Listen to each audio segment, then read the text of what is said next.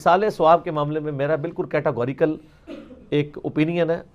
لاکھوں لوگوں نے یوٹیوب پہ میری ویڈیو دیکھی ہے, مسئلہ نمبر 74. آپ اصال ثواب لکھیں یوٹیوب پہ, ٹاپ آف لسٹ میری وہ ویڈیو کھل جائے گی, اس میں میں نے ساری چیزیں بتائی ہیں. 11ویں ہو, میلاد ہو, محرم کی نیاز ہو, یا آپ کی یہ رجب کے کنڈے ہوں, ان ساروں کے بارے میں کہ یہ سب کی سب ایکٹیویٹیز دین میں خود سے داخل کی گئی ہیں.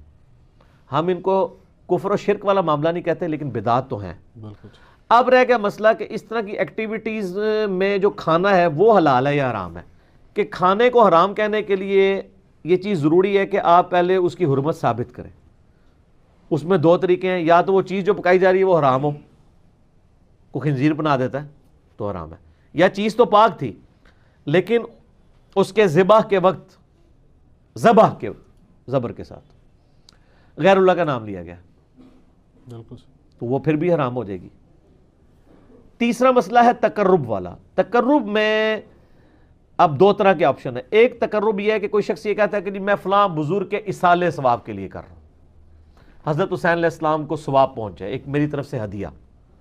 تو اس کے معاملے میں بھی ایسا کوئی سختی والا معاملہ نہیں ہے. لیکن اگر کوئی تقرب یہ کر رہا ہے کہ یہ اصالے ثواب ان کو پہنچے اور وہ میرے مشکل کشا ہے اور اس کے بدلے میں یہ میری مصیبت حل کر دیں گے, تو وہ تو نیاز کے بغیر ہی عقیدہ شرکی ہے. نیاز تو سائڈ پہ رہ گئی, عقیدہ ہی غلط ہے. بالکل ٹھیک ہے نا. تو ہمارا تو موقف یہ ہے کہ ہمارے پاس کوئی اس طرح کی کھانے پینے کی چیز لے آتا ہے, ہم اس سے پہلے پوچھتے ہیں کس کے نام کی ہے. اگر وہ کہتا ہے اللہ کے نام کی ہے تو بسم اللہ پڑھ کے کھا لیں. اگر وہ کہتا ہے یہ فلاں بزرگ کی ہے تو اسے پوچھیں یہ بزرگ کے نام سے مراد آپ کیا لے رہے ہیں, کیا ان کی رضا کی خاطر ہے, ان کے نام کا ذبیح ہے؟ تو سر یہ کوئی بھی نہیں آپ کو کہے گا. کوئی جاہل کہہ دے تو کہہ دے, وہ کہے گا نہیں اللہ کا نام دیے ثواب پہنچانا ہے انہوں نے. اچھا جی, پھر زیادہ وہم نکالنا ہے تو آپ پوچھ لیں کہ ثواب پہنچا کے کڈنا کہ جے وچوں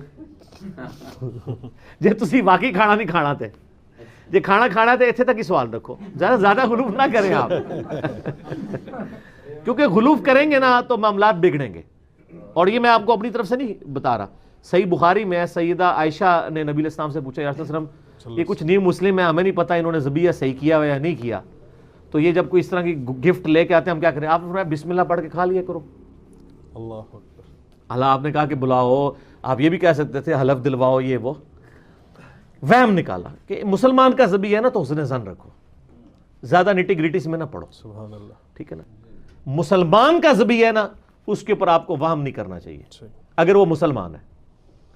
اب وہ اگلا مسئلہ شروع ہو جائے گا کہ وہ بریلوی ہے, دیوبندی ہے, اہل حدیث ہے, شیعہ ہے.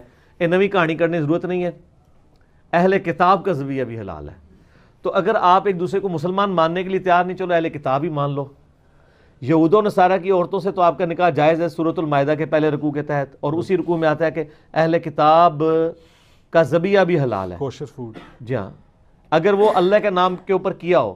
تو اگر یہود و نصارہ کا اللہ کے نام کا ذبیحہ حلال ہے, تو جو آپ کے اپنے اہل کتاب ہیں قرآن کے فائنل ٹیسٹمنٹ کے ماننے والے, وہ تو old testament new testament tempered form میں مان رہے ہیں, اور وہ اتنے ظالم ہیں کہ نبی علیہ السلام کو وہ دجال سمجھتے ہیں, نعوذ باللہ.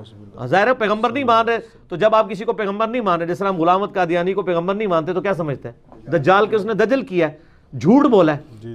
اس کے باوجود اللہ تعالیٰ کہہ رہا ہے کہ ان کا ذبیحہ بھی حلال ہے. اور جو آپ کے نبی کے عاشق ہیں, جو محمد اور آل محمد کے لیے جان دینے کے لیے تیار ہیں, سر ان کے اوپر آپ کم از کم یہودیوں والا اسٹیٹس تو ان کو دے دیں.